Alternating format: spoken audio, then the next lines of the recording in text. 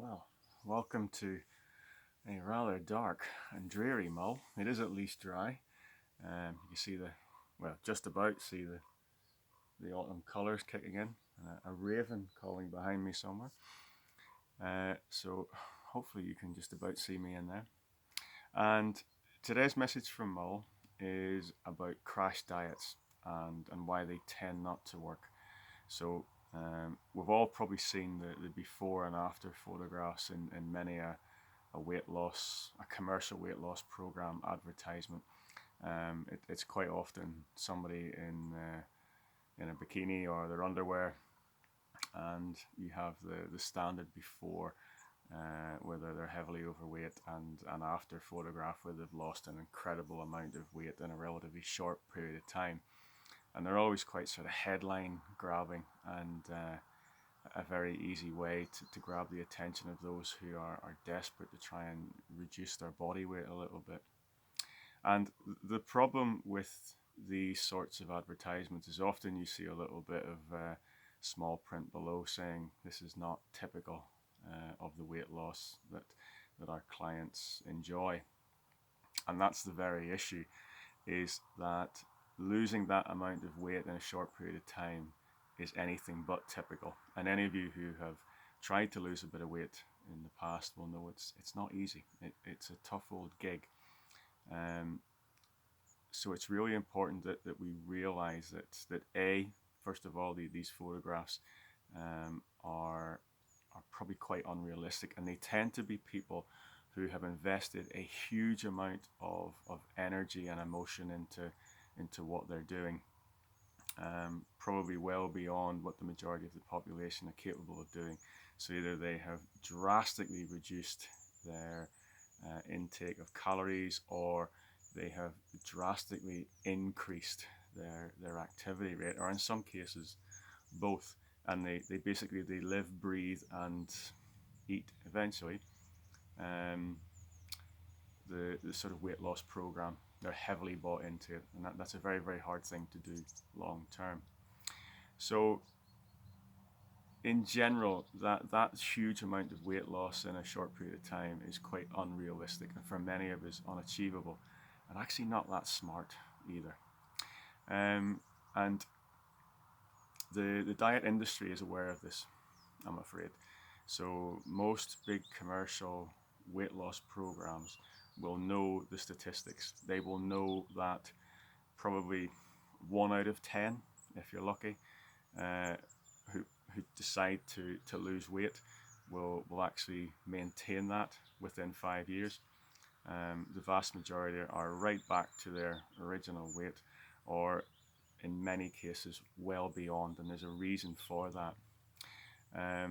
So in the early days, obviously, when you start to lose weight and you see an improvement in your body shape, it's quite seductive. And it's something at Healthy Options that we use as well. We want people to start to see an improvement, but obviously we use many other aspects, not just diet alone, and this is the problem. And your weight is reduced by, well, it's controlled a lot by your brain, and part of your brain called your hypothalamus, and it acts a bit like a thermostat. So you'll probably know that if you have a thermostat in the house and you leave a window open in the winter, for example, and cold air blows in, the thermostat kicks in, and it pumps in hot air to compensate, to try and keep the room at a set level. And our bodies are somewhat the same. If we lose a lot of weight in a short period of time, our body tries to bring us back up again.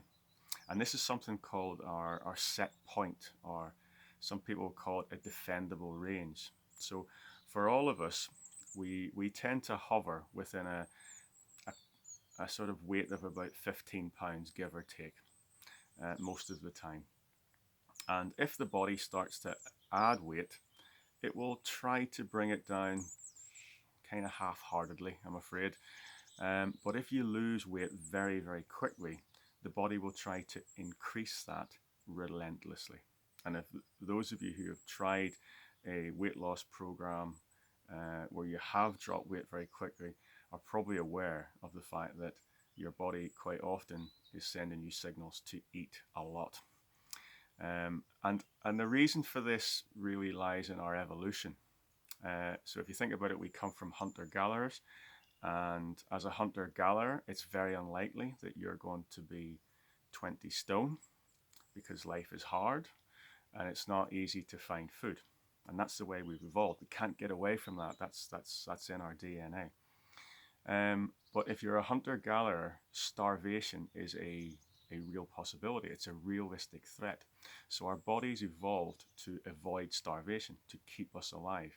And this is why when we see a quick drop in body weight, our brain adapts in a way, a sort of early warning system kicks in that there could be a threat to our survival in the future.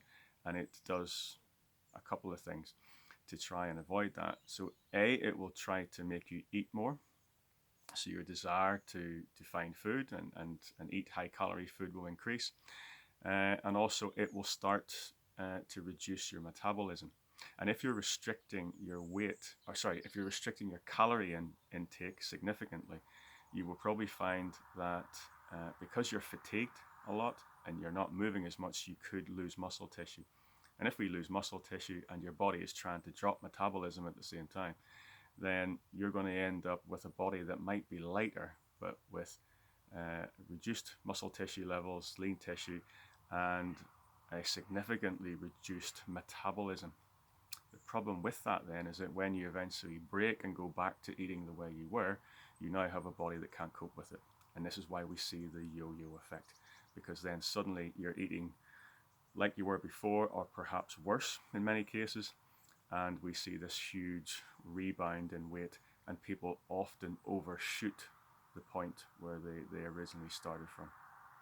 So really important that when we're trying to lose weight, we don't just do it with diet alone, and that we're looking at the full range, the bigger picture.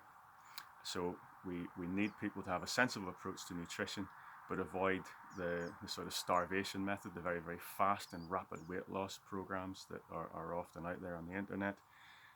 We would like to see people who are trying to lose weight do it at about 1 pound a week. That would be fantastic. And it's really hard to lose a pound of body fat every week.